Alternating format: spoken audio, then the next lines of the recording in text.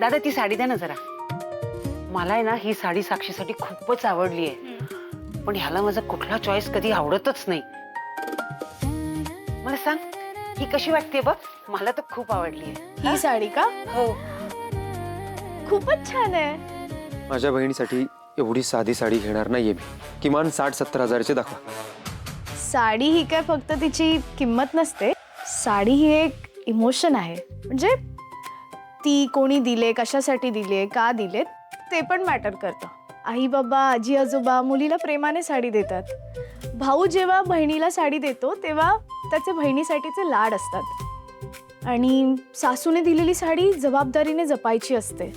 मैत्रिणींनी दिलेली साडी तर एक छान आठवण होते. नवऱ्याने दिलेली साडी तर खूप जवळची असते ना. म्हणजे प्रत्येक साडी खास असते. त्यामुळे महागातली साडी ठेवून देण्यापेक्षा प्रेमाने दिलेली साडी मिरवता आली पाहिजे. आणि माहेरून आलेली साडी किती रुपयाची आहे हे तर कुठलीच मुलगी विचारत नाही. ती आपल्या माणसाकडून आले हेच महत्वाचं असतं, हो ना?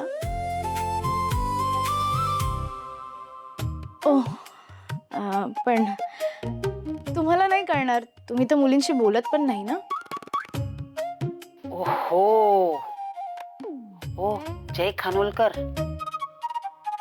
या पोरीनं तर तुम्हाला क्लीन बोल्ड केलं.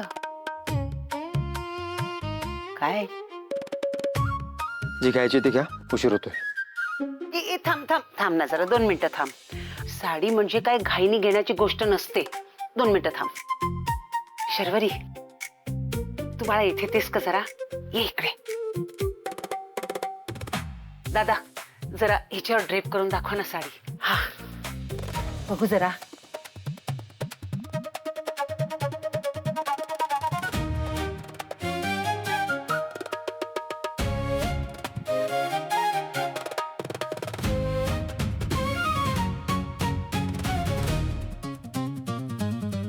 नेटवर्कची गडबड आहे आज.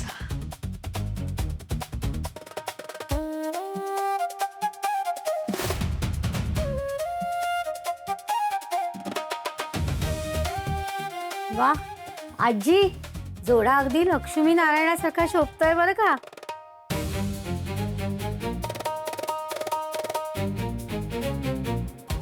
तुमची ओळख आहे का यांच्याशी? नाही. मग यांनी काही विचारलं का तुम्हाला? उगाच मध्ये मध्ये असं बोलू नये मॅडम. सॉरी. आजी, माझा आज जॉबचा पहिला दिवस आहे. मी येते हा. आणि माझं ऑफिस ना खूप छान आहे. आणि बॉस तर खूपच चांगला आहे म्हणे. म्हणजे सगळीकडेच खडूस माणसं नाही भेटत ना.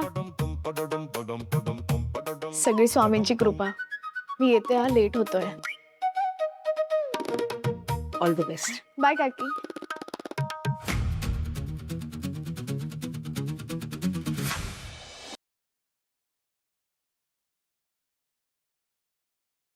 Tonight